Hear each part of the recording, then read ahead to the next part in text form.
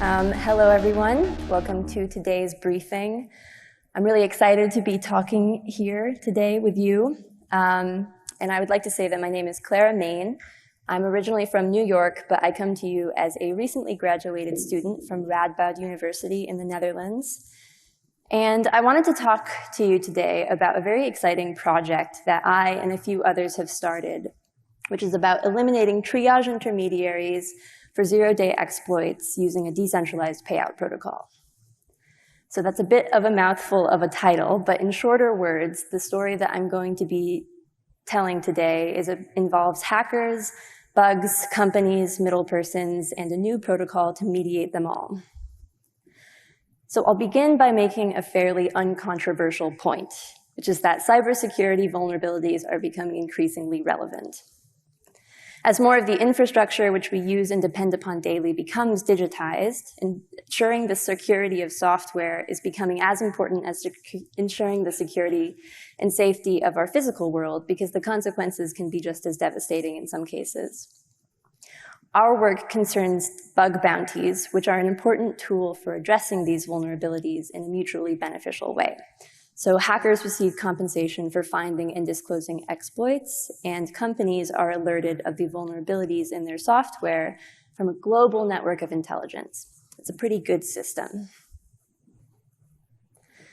So I'll begin this talk by walking through what we believe to be a typical process of vulnerability disclosure from the perspective of an ethical hacker.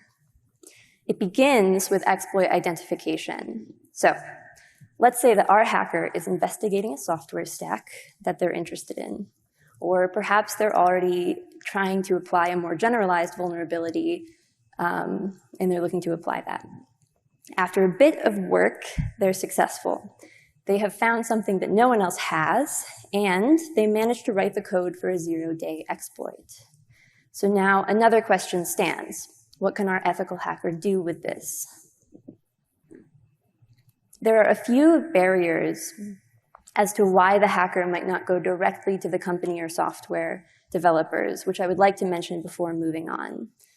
The first of these barriers is legality. So the exploit may indeed be very important to share, but the hacker may have found it in less than legal ways, which might bring some hesitation to the disclosure of the exploit.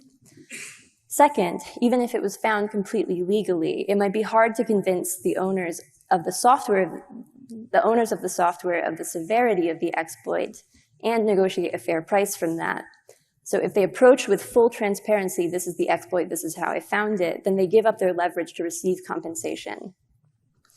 And finally, a third barrier is that small firms and users of the software who are still affected if an exploit is found and leveraged, they might not have the technical knowledge or budget to properly deal with the zero-day exploit.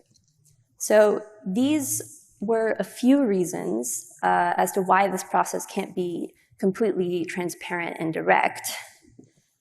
So given this, the solution that has been found for these issues are so-called triage intermediaries. These intermediaries act as middle persons. They perform the task of evaluating the exploit independent of conflicting interests. And they're also very useful in negotiating a payout between the companies and the hacker. So for a long time, this has been a fine way to go about this process. But there are a few problems which should not be ignored. This triage process is very taxing on time and money because the intermediaries need to take the time to understand the exploit, which can be really complicated depending on how complex it is, and they assess the value of the exploit to the company, which requires knowing a lot about the company and how it functions. So these are both things which the hacker and the company know much better than any intermediary, because the hacker knows if the bug applies because they wrote it, and the company itself should be able to better assess what exactly the impact of the exploit may be on their operation, granted that they have the technical expertise to do so. So, if direct vulnerability disclosure is not feasible and triage intermediaries are expensive, could there be a better way of mediating these two parties? Of course, because I am standing in front of you here today, I'd like to reassure you that the answer is yes. And in our white paper, we present the TrueSec protocol, which provides an automated solution to vulnerability disclosure. It is useful to both hackers interested in a process with more certainty on how much and when they will be paid for an exploit before they begin working on it. And it's also useful to companies, letting them demonstrate quantitatively how secure their software is in terms of dollars staked against these deterministically verifiable zero-day exploits. So our approach to improving this process is with a decentralized payout protocol. And to explain how and why we use this approach, I'd like to give a little backstory for our team and why we developed this protocol in the first place. So this is the portion of the team who made the cut to the slides. And in 2020, we were working on a different project without the time and knowledge to do all the programming ourselves. And we wanted to set some programming bounties. But on every platform, we encountered middle persons. There was no way to get 100% of what we were spending to the person actually doing the work that we needed. So in 2021, we assembled a student team, competed at ETH Denver, and developed what we call the True Call protocol. We presented that at the Ethereum conference in Paris last year, and we're really excited to be presenting the cybersecurity variant at Black Hat this year. So, whereas the True Call protocol was about programming bounties, today we're presenting TrueSec, which is the cybersecurity version of this protocol. We found that zero-day exploits translate really well to smart contracts, and intermediaries exist both in the bug bounty and programming bounty spaces. So it translated very well, and we're excited to bring this protocol to the InfoSec community here. We think that it would be a really beneficial thing for this field because the way that it works is that collective staking means collective security. So the more entities that we have who depend upon a software, the more entities who choose to invest in its security, and the more secure the software then becomes.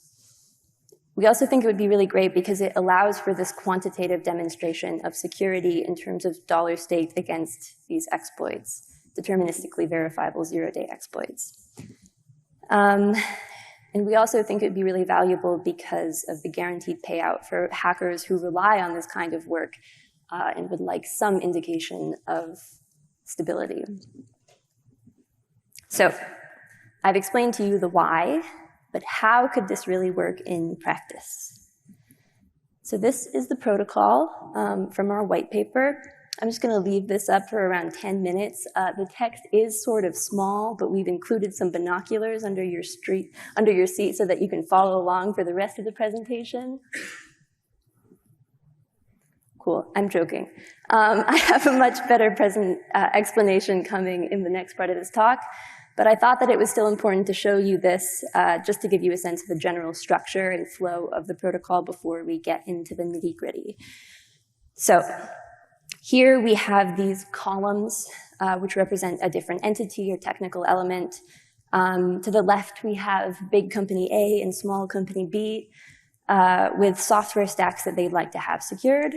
And in the middle, we have a decentralized virtual machine containing some software stack, as well as the actual exploit, another entity, and the associated smart contract for the exploit, which has been identified. And of course, to the right, we also have our ethical hacker. So from this overview, you can just see vaguely that the protocol begins with the companies and sort of flows to the decentralized virtual machine, and then to the ethical hacker, who then begins this process of automated triage, which is basically just checking the applicability of the exploit to the software, etc. And then the protocol circles back to the companies who can patch and redeploy their systems in this sort of iterative process. But that was a bit vague, so let's get into this protocol with a little more detail and style. All right, so the protocol begins with companies collectively staking security bounties into a smart contract. So this smart contract contains information like how much money has been staked, compounded. The minimum disclosure time, so that's basically the time that the companies would need to patch the product and also how much time the hacker would have to wait to get paid out.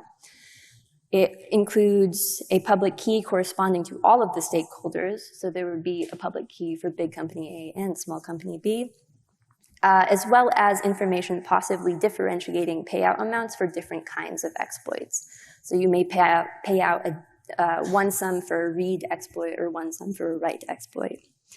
This smart contract controls this decentralized virtual machine, which has the software stack and some secret, which, if compromised, would create a vulnerability. And this is what the ethical hackers are going to be looking for as they peruse these software stacks.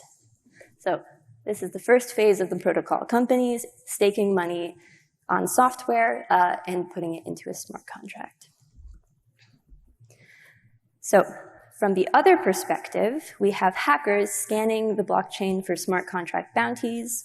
They can see the amount staked, when they'll get the reward, and which software stack they're looking at, and investigating these decentralized virtual machines and software stacks for exploits. They also see exactly how much the payout could be and when. And, like before, a hacker finds a zero-day exploit. So this exploit is placed in a decentralized vault, which is set to open at the end of the longer of the responsible disclosure times. In this case, it's 90 days, which is the disclosure time of the small company. And the vault is represented by this square here.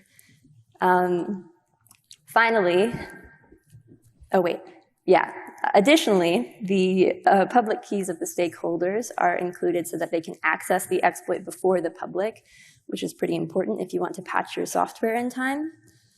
And finally, the hacker writes a smart contract themselves, which points to the decentralized locker location, and with it also covers any energy expenses which are needed for the evaluation. So this point about covering the expenses can really help avoid clogging the network with unnecessary evaluations, since the hacker has to put their own money down for it. Yes, so this is it.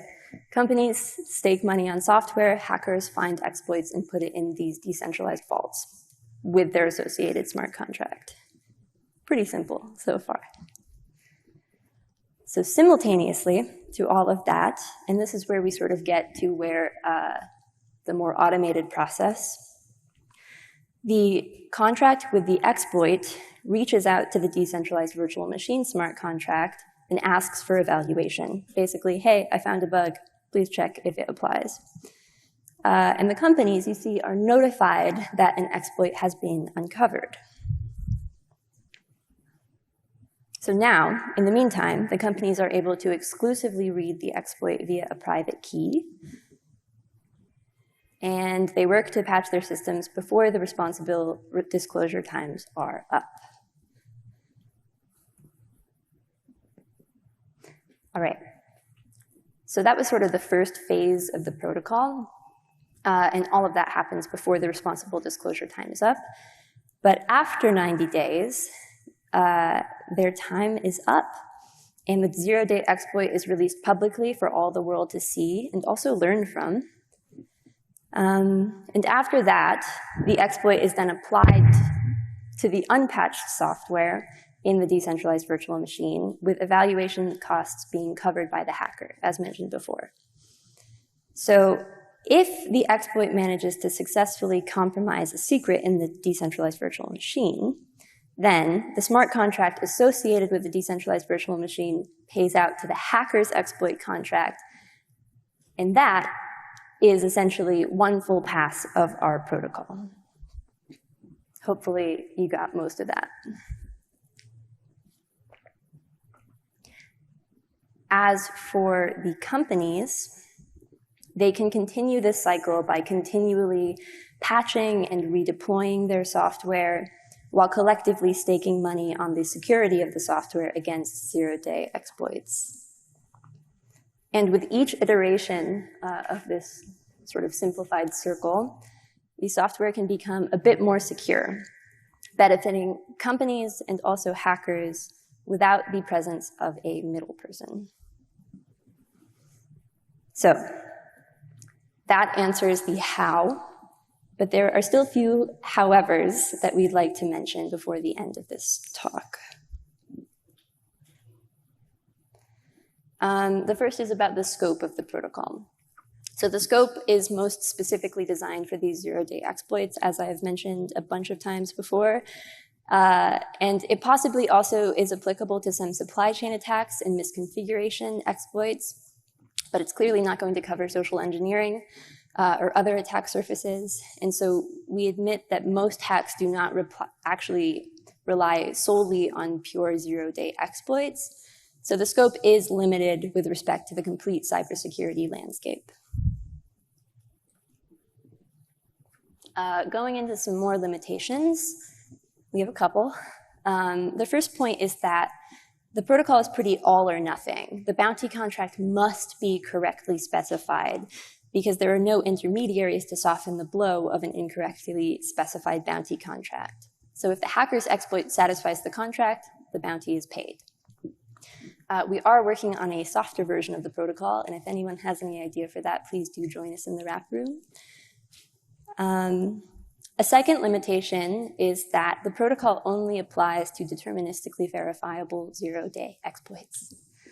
So this means that security compromises, which are not sort of clearly predefined, deterministically verifiable read or write compromises, would be sort of difficult to include as part of the protocol.